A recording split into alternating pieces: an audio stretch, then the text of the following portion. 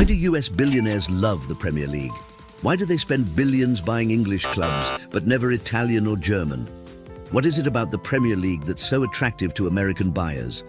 Well, here's one theory.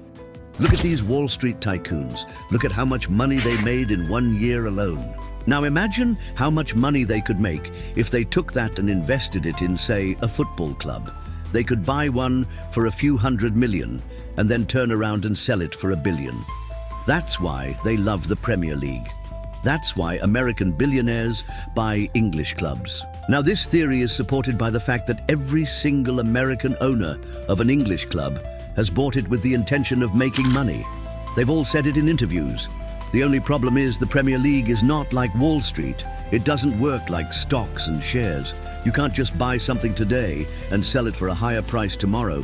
Unfortunately, it doesn't work like that. If you're an American billionaire looking for a quick return on your investment, you're gonna have a bad time, but that hasn't stopped a lot of people from trying.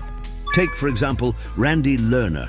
He's an American billionaire who bought Aston Villa in 2006. He spent over £100 million in the process. And just 3 years later, he sold the club for just £43 million. He lost more than half of his initial investment. Another example is the Glazer family.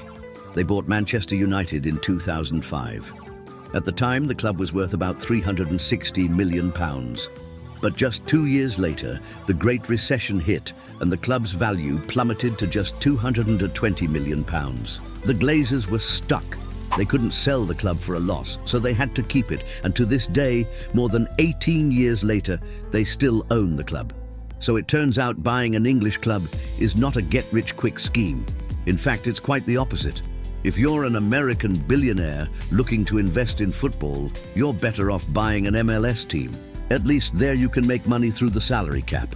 And if you haven't already, subscribe for more updates.